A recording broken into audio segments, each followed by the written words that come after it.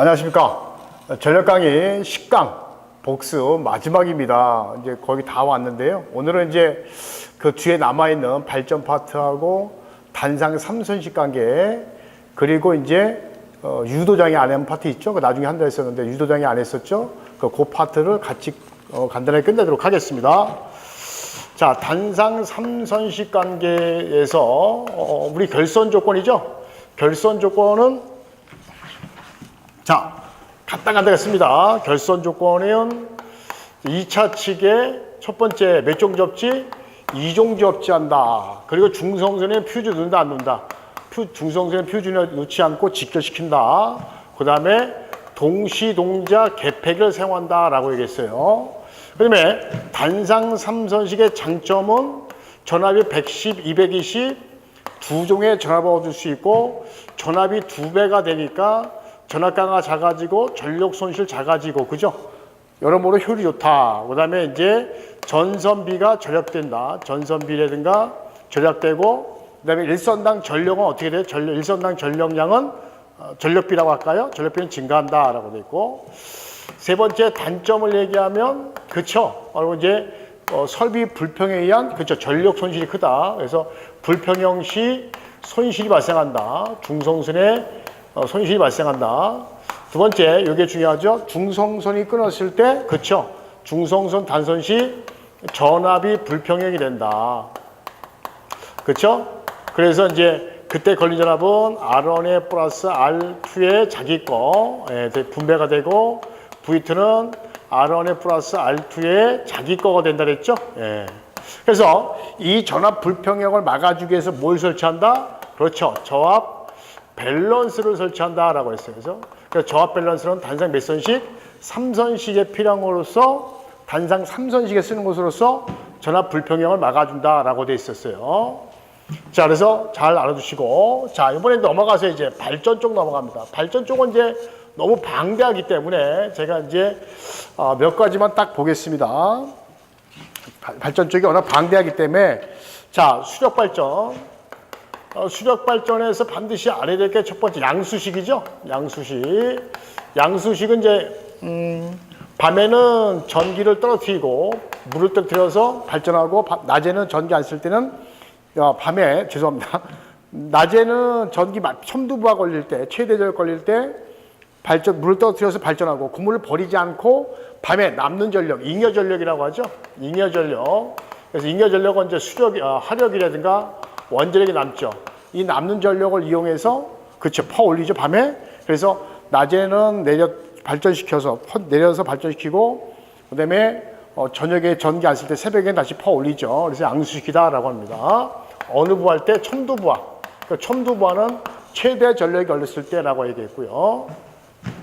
물이 가는 에너지는 수두가 있죠. 수두는 이제 우리가 메타라고 하는데, 수두를 이제 낙차로 이용하는데, 압력 에너지, 그렇죠? 위치 에너지, 속도 에너지가 있는데, 그때 속도 수두라고 하죠. 속도 수두, 또 속도 에너지인데, 그때 속도 수두는 어떻게 구하죠? 요놈은 Eg의 V 제곱으로 구한다라고 해서 종류 세 가지와 속도 수두에 대한 거 세 가지. 수두라는 건 낙차를 얘기해요. 그래서 압력 에너지가 맞는 낙차, 위치 에너지, 속도가 발생했을 때 에너지 세 가지가 있다라고 하면 되고, 세 번째가 연평균 유량이 있어요. 그죠? 연평균 유량은 일단 단위가 뭐냐면 메다 3승/s 그랬죠? 그래서 360 곱하기 24신 곱하기 60분 곱하기 60초고, 그 다음에 면적에다가, 그 다음에 강수량을 곱하다, 그 다음에 개수 K를 곱하면 되겠죠? 이렇게 연평균을 구한다 라고 했었습니다. 자, 네 번째가 뭐냐면 넘어가서 수력설비 치수구가 있어요. 치수구. 치수구라는 것은 물을 발전하게 도입하는 부분이라고 얘기했었고, 그 중에 많이 나온 게 제수문. 그래서 유량을 조절하는 게 제수문. 그 다음에 원래 수로를 관을 넓혀서 우리가 이제 토세를 제거하는 게 침사지가 있었죠. 그래서 침사지라는 것은 속도를 얼마? 0.25 메타/s로 유속을 떨어뜨려서 토세를 제거하는 걸 치수구라는 거고, 자, 수로가 있었어요. 수로라는 것은 이제 대표적으로 압력수로다. 압력수로. 그래서 압력수로라는 것은 파이프에 간을 가득 채우는 거죠. 그래서 유속도 3에서 4고 기울기도 300에서 400분의 1이다라고 했어요. 그죠? 300에서 400분의 1. 그래서 400분의 1이다. 그리고 어떻게 이루라 그랬죠? 이거 3, 4, 3, 4 이렇게 그랬고. 그 다음에 압력수를 다른 말로 서지 탱크라 그랬죠? 서지 탱크. 그 다음에 여섯 번째가 뭐냐면 수조가 있어요. 수조. 물탱크죠? 그래서 얘는 하는 역할이 수격 작용을 완화해 준다라고 했죠? 그래서 이제 물의 압력을 빼준다라고 하는 거죠. 그래서 위치가 어디 있다? 수로하고 이 밑에 수압관 사이. 그래서 위치는 어디에 있다? 수로하고 수압관 중간에 있다라고 위치도 알아야 되고. 그러면 수조는 여러 가지가 있지만 차동 조합 수조가 있었어요. 그죠? 차동 조합 수조는 그지? 서징 주기가 빠르다라고 했고요. 그다음에 수실 조합 수조는 이용 수심이 큰 경우죠. 이용 수심이 큰 경우. 그래서 수시 동생 수심이 이렇게 알아두셔라라고 했고요. 또 수조는 보통 물탱크 용량은 3에서 4분, 그죠?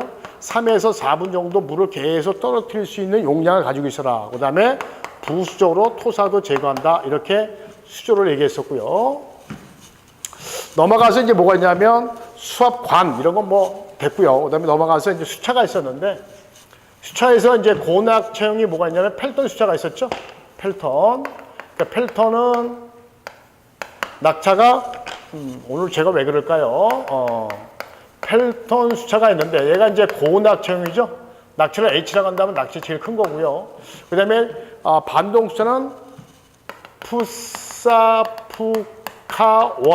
그래서 프랑스 사료 프로펠러 카플러 원통형이 있는데 그래서 원래 낙차 순서대로 이렇게 사용하는 수차를 표현한 겁니다. 그 중에서 원통형 수차를 또 잘 알아두셔야 돼요. 낙차가 가장 낮은 데 쓰는 거죠. 그래서 원통형은 다른 말로 튜블러다라고 했어요. 튜블러, 그죠? 튜블러 수차다라고 했고요. 조력발전에도 일부 사용하고 있다라고 했습니다. 그래서 이렇게 낙차 순서대로 사용한 수차를 제가 나열을 했고요.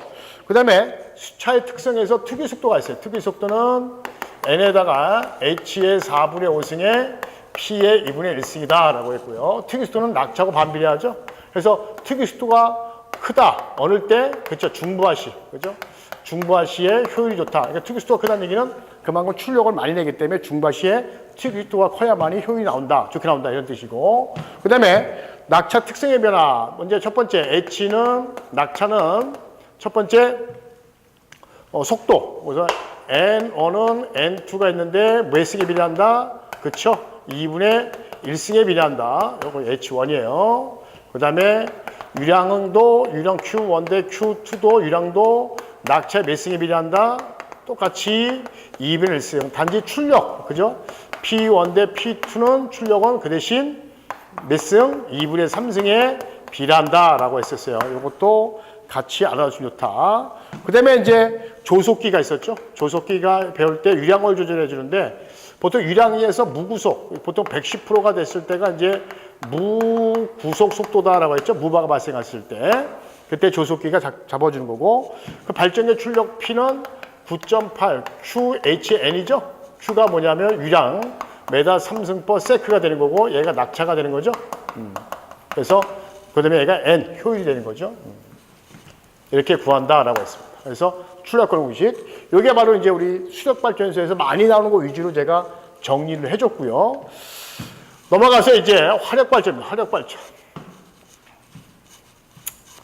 화력발전입니다. 화력은 잘 나옵니다. 우리 발전 파트가 산업기사가 2문제, 그 다음에 기사에서 3문제가 나오기 때문에 발전 파트 잘 보셔야 돼요. 자, 넘어가서 발전 파트 보겠습니다. 화력. 자, 먼저 노가 있습니다. 노에서 아궁이 중에 벽돌벽, 공냉벽. 노가 이제 아궁이죠. 그래서 벽돌벽, 공냉벽, 순행벽. 그 중에서도 순행벽이 흡수 열량이 가장 크다라고 했어요. 그죠? 그다음에 굴뚝에 이제 먼지 나가지고 잡아준 게 뭐가 있었죠? 집진기가 있어요. 집진기. 그래서 집진기는 전기 설비가 아니라 공기 오염 방지 설비다라고 했었죠. 알아두시고 집진기 중에서 전기식 집진기를 많이 쓴다 그랬죠. 코트렐 집진기. 이유가 효율이 가장 좋다라고 했고요. 자, 집진기 넘어가서 이제 공기 열기가 있어요. 그죠? 공기 열기는 굴뚝에 나가는 열을 갖다 회수해서 우리 노의 아궁이에다 뜨거운 열을 넣어주는 거고요. 그래서 최종단 설비다라고 했었고 물을 끓이는 보일러가 있는데 보일러 중에서도 이제 드럼이 없는 게 간류식입니다. 간류식. 간류식은 뭐가 없다? 드럼이 없는 보일러다. 이렇게 알아두시면 되고 물을 끓이는 드럼이 없다. 그 다음에 이제 물을 끓이게 되면 그때 임계점이 있는데 임계점에서 그 물을 더 끓이죠. 그러니까 100도씨에 물을 끓이면 이게 임계점이죠. 그래서 가열기라고 있죠. 가열기에서 물을 더 끓이죠. 그래서 얼마까지 증기를 죄송합니다만 보일러에서 물을 끓이면 증기가 발생하잖아. 그 증기를 더 뜨겁게 만들죠. 그게 과열기죠. 그래서 과열기에서 최고 온도를 임계점이라고 하는데 온도를 374도까지 끌어올리게 되면 그때 압력은 225도 압력까지 기압까지 또는 압력까지 발생한다라고 해서 물론 임계점이니까 이렇게 운전하지 않죠. 최고점이니까 이렇게 있는 거고 그다음에 고압 터빈을 때리고 나온 게 제열기죠. 제열기. 그래서 제열기라는 것은 고압 터빈을 때리고 나온 증기를 일부 빼고 다시 데펴서 저압 터빈을 또 때리는 거죠. 그래서 얘는 증기를 다시 가열해서 압력을 끌어올려서 터빈을 한번 또 때리는 거고요. 그 다음에 뭐가 있냐면 복수기가 있었어요. 복수기. 복수기는 그 말대로 바닷물, 시원한 물을 갖고 이용해서 저압 팽창하는 거죠. 그래서 손실이 가장 크다라고 할 수 없어요. 손실이 제일 클 수밖에 없죠. 그래서 복수기에는 그래서 물을 다 전기를 물로 환원한 다음에 물을 절로 물을 끓이게 보내야 되겠죠. 그래서 무슨 펌프가 있다? 순환 펌프가 있다라고 했고요. 그 다음에 딸기가 있어요. 딸기기. 딸기기는 이제 이 관에 산소, 그렇죠? 산소라든가 그 다음에 CO2, 이산화탄소를 분리해서 부식을 막아주는 거고, 그 다음에 급수가열기. 급수가열기라는 것은 그 말대로 복수기에서 나온 물이 좀 식었기 때문에 한 번 더 뜨겁게 데펴주는 걸 얘기하는 거죠. 그래서 급수가열기가 추가가 되는 거고, 그래서 이건 이따가 보시면 되고, 그 다음에 이제 절탕기가 있죠.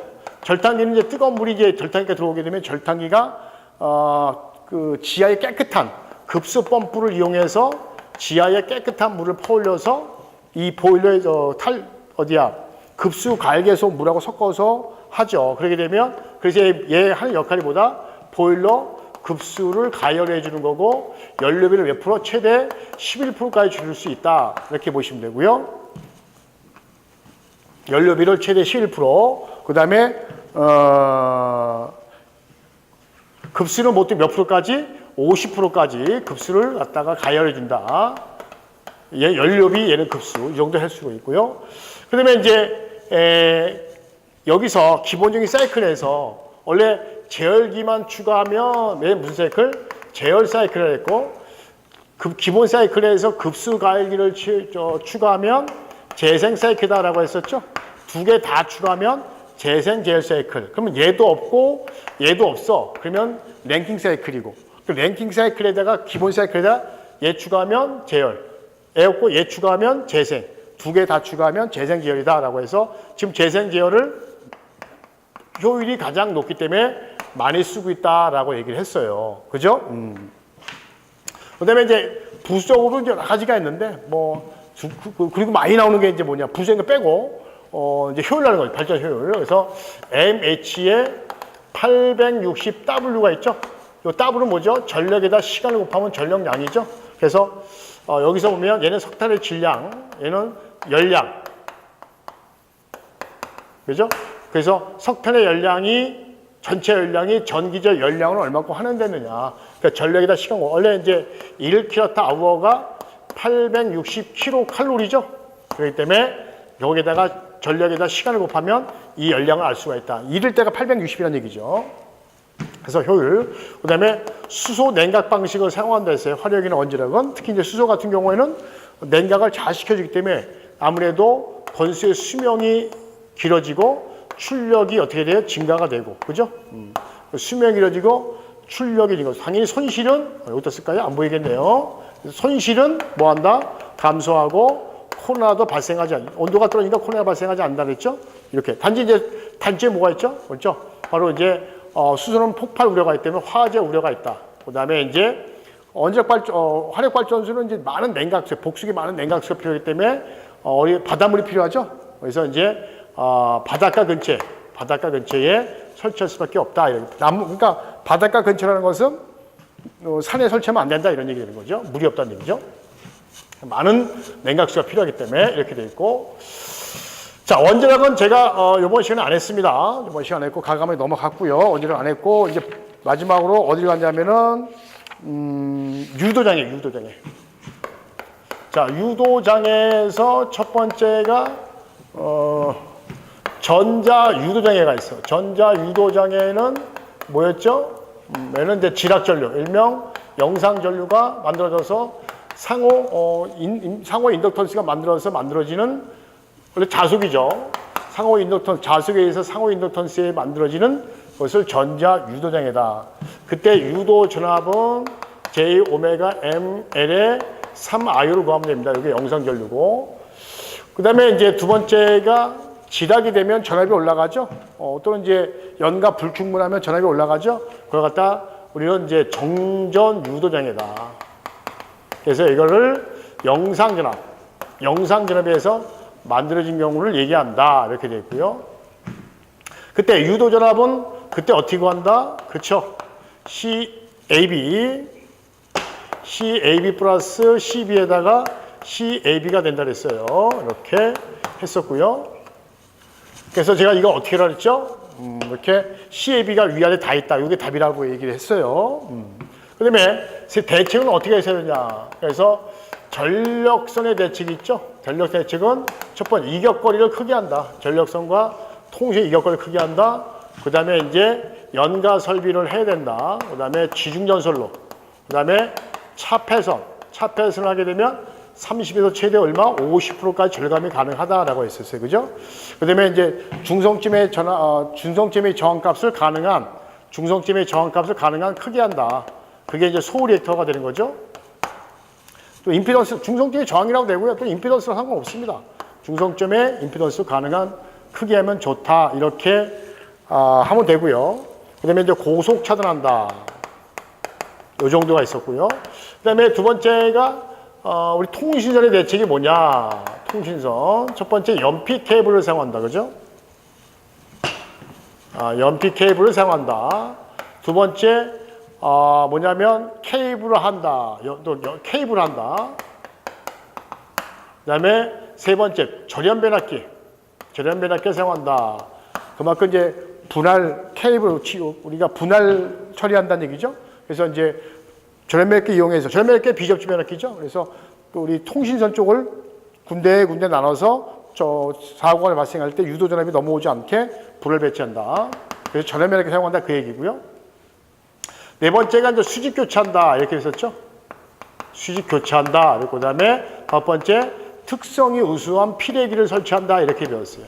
그래서 이렇게 되어 있는데 물론 시험에는 이제 요 두 놈이 잘 나오죠. 요 두 놈이 잘 나옵니다. 알아두시고 근데 실드 접지 이런 건 알 필요 없고요. 보통 요 정도만 보시면 됩니다. 그래서 얘하고 다른 점 요거만 구분해서 잘 보시면 된다. 자, 여기까지만 하고요. 이제 지금 요 유도장애는 이제 몇 장에 있죠? 유도장애는 우리 이 책에 8장인가요? 순간적으로 8장에 있네요. 8장에 있는 내용을 정리한 겁니다. 자, 이렇게 해서 전력 모든 관계를 다 총 정리해봤어요. 이거는 아마 유튜브에서 이제 처음 보신 분들은 뭔 말인지 모를 거예요. 그죠? 이거는 이제 기본 과정을 바로 듣고 정리하는 과정이기 때문에 아마 우리 수강생분들, 현재 수업을 듣고 있는 분들은 어제 저녁에 수업을 들었고 또는 그저께 들었을 때 이 강의를 들으면서 정리를 하는 거죠. 밥 먹을 때, 화장실에서 갈 때, 또는 이제 버스에서 총 정리 머릿속에 하고 그리고 이제 다른 수업을 듣는 거죠. 그런 뜻에서 이거 지금 우리 하고 있는 겁니다. 자, 이렇게 해서 전력 10강좌 다 마쳤고요. 이 강좌가 여러분들한테 다소나마 도움이 됐으면 좋겠습니다. 감사합니다.